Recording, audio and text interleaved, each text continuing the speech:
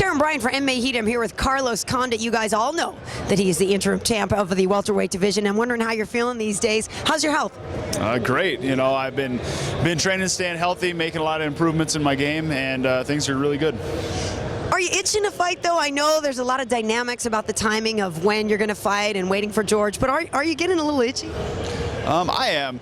You know, it's kind of alleviated a little bit by the fact that I get to go in and train and basically fight with some of the best guys in the world, the Jacksons. So, you know, I'm definitely ready to go, though.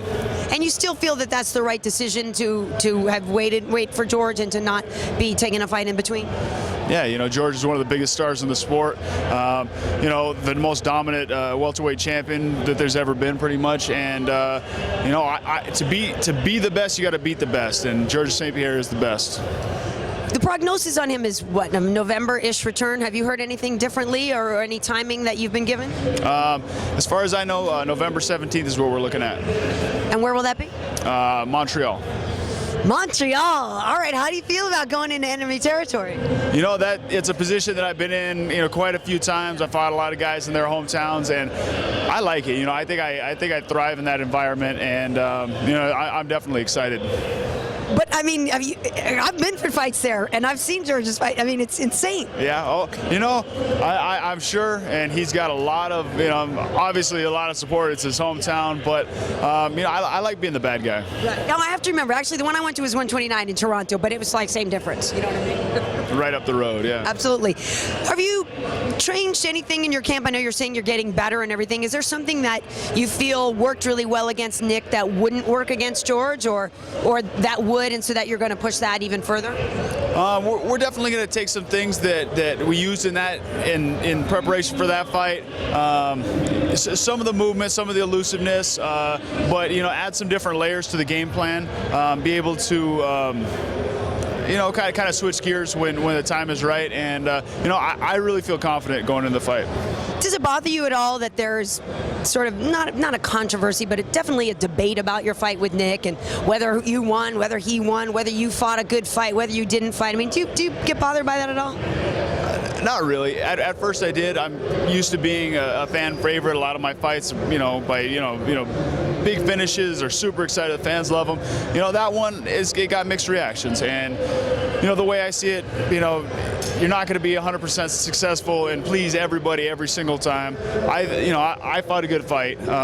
You know, as far as the decision, it was a close fight. And you know, the thing about it is Nick Diaz, he had his rematch. I agreed to rematch him, but you know, circumstances out of my control. You know, he got suspended, wasn't able to do the fight. So you know, it is what it is. Do you think he's really going to stay out of fighting? I mean, you know, he was so fed up and this and that, and saying he was going to retire, and that he'd been looking to stop fighting for a while anyway. Do you believe that? I don't know. I hope not. I mean, he's a very talented fighter, and you know, we'll see. How do you feel about the fact, too, that after Clay and Gray fought, people are starting to criticize Greg? I mean, people love to criticize Greg Jackson for something all the time, it seems. Do you feel that you guys have been kind of given a negative connotation or lumped together as guys that didn't want to fight? You know what? You know, both game plans that we had in those fights, Clay and myself, were something different, something new that we had done. And you know, when you're trying something new, maybe you know the first time out, it's you know, it doesn't always work perfectly. I thought Clay fought a good fight. I would have liked to have seen, you know, him be able to switch gears, and you know, in the first couple rounds he looked amazing.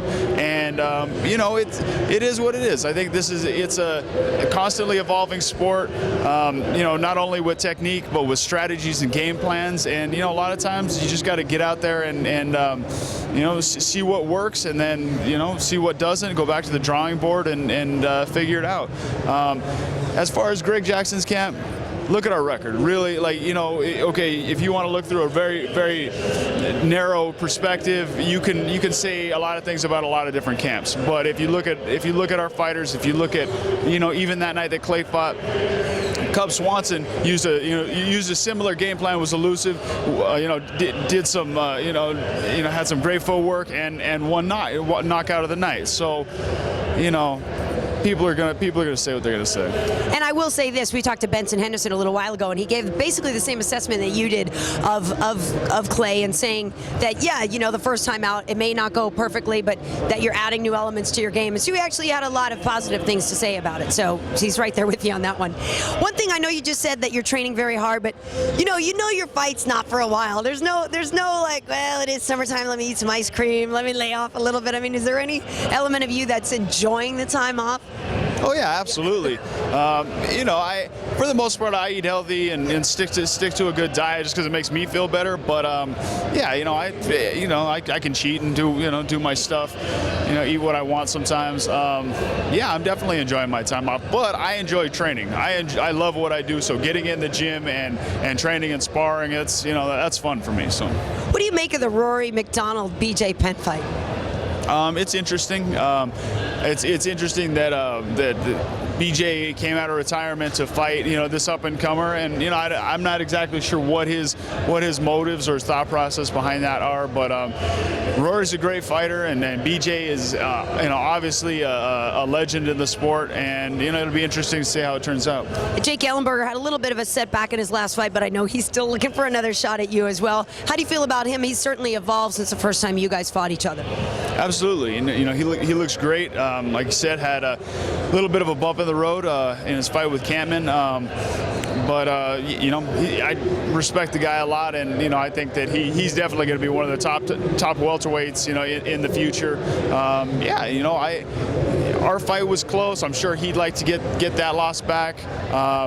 There's a lot of, I think anybody who loses a fight would like a rematch with the guy that they lost to. So. Now, I'm not comparing it to Chael in Brazil, but if you do take GSP down in Montreal, have you got an exit plan? Yeah, I usually, we'll see. We'll see, man. I haven't thought that far ahead. I know that the UFC security guys have some good stuff in place, so you'll be safe. I feel confident.